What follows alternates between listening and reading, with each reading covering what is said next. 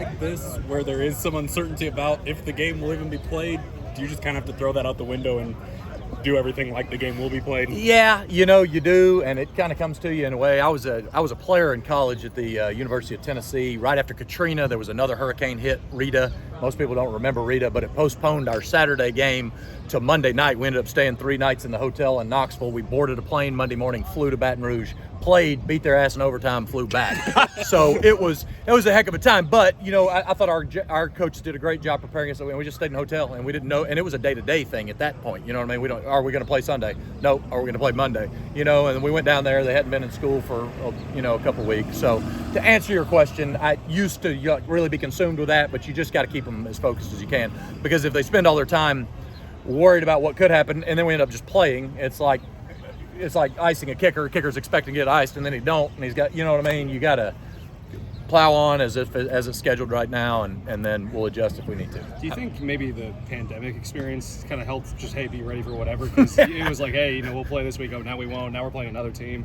No, I 100% believe that did, and that was so funny. At the end of the 2020 season, it was like some of the things now that even like, golly, I can't believe this guy's out and this person's out and all that. I mean, we were playing games with like 50 scholarship players in 2020. It was just. So it completely reshaped, which football already kind of sets you up to like, all right, on to the next, because it just keeps coming, right? You can't quit in football.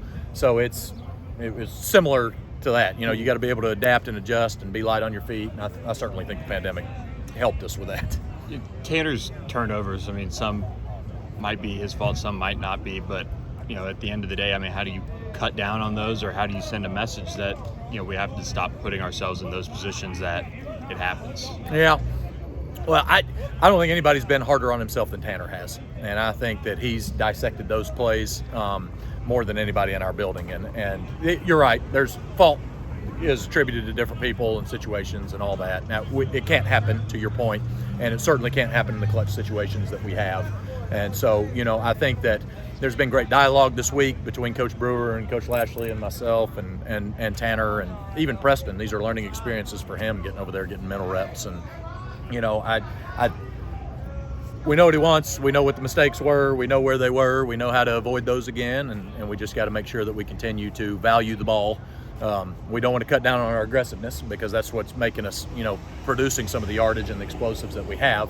But we got to make sure that we value the ball enough to not put it in jeopardy. Is that kind of just a give and take a little bit with this offense? And when you do kind of go fast, it's a balance between, hey, we can't not be aggressive, and we know that there is risk associated with that aggressiveness, and you kind of have to still do it. Is that kind of just maybe inherent with this offense? Yeah, I think so. I mean, I think that there's an element of the faster that you play, that's just like basic like motor behavior. You know what I mean? Your motor skills, the faster you go, the less accurate you are. Yeah. And so, but I think that that's where we strain and we practice to really force execution at that high speed, and we got to do a good job of practice getting that done. I think that coach has set up the balance of the week to where early in the week you get a lot of teaching done, you get a lot of maybe we don't push that strain because we know that we can accelerate into it, and that's what we end up our Wednesdays and Thursdays and Fridays really being up tempo, trying to emphasize those things once we've got our installs in. The offensive line rotating at the guard spots a lot on Saturday. I mean, was that just the heat? It kind of seemed a little bit more noticeable than it has the first few weeks. We've played back-to-back. We played a 103 snap game, and then we played a 94 snap game kind of back-to-back, and that's hard on those guys. The weather was what it was, and the atmosphere is what it is.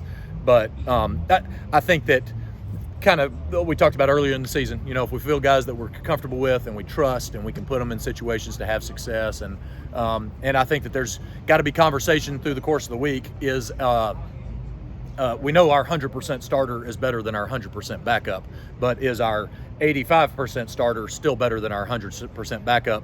Yes or no? And then you got to say, all right, well, what about our 65%? And, at some point you cross that threshold of like, all right, this 100% backup is going to provide more than what we're getting right now out of that starter. And it may be just for a series or something, you know what I mean, until they kind of charge back up and they get themselves collected and ready to go. So those are kind of a feel thing. I think Coach Justice does a nice job with that. And Coach Lashley's done a great job communicating his expectations. So, just how important, obviously, you played a Big Ten defense, a Big 12 rival defense.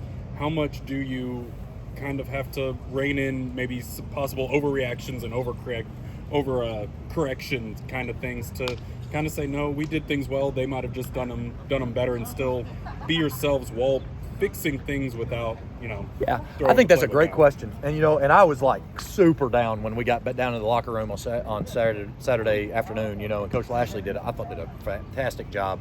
And just kind of putting perspective on it. We just lost to 2 Power 5 teams. One was at their place, one was in the home rivalry. Best atmosphere we've had in a number of years here. And we lost by 1 score, and we had a chance to, if we get the ball, we're driving to go either tie the game or win the game twice, and so we had production that we needed. Obviously, there's those key mistakes that sent the game not in our direction, which we got to get cleaned up. But I do think that there is a dose of perspective that, man, here we are, that we've been super competitive, and is it you get kudos and pats on the back for that? Ultimately, no. I mean, we understand that too, but I think that our confidence still needs to be up because we are competing against programs that have had the success that Maryland and TCU have.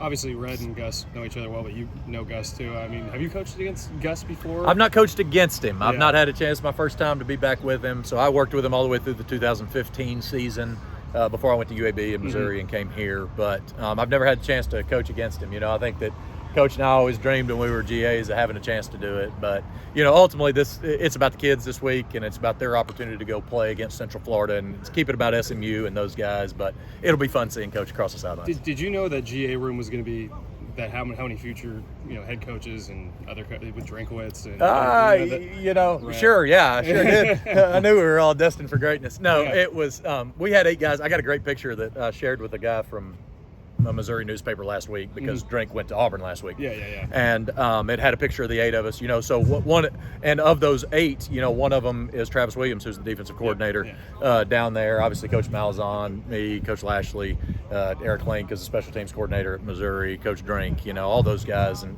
we got another guy that's still coaching college ball and 2 high school head coaches. That's pretty good out of that room, So it was fun. I think that any time that you're in an environment like Coach Chiswick and Coach Malzahn built where they developed us and they were hard on us to the point of, we were still being coached, as coaches at that point, and learned so much. And then you have success. We did have success in 09, obviously won the national championship in 10, and then fought back. I thought one of the best coaching jobs we ever did in 11 because we lost all our players and still won 8 games at Auburn.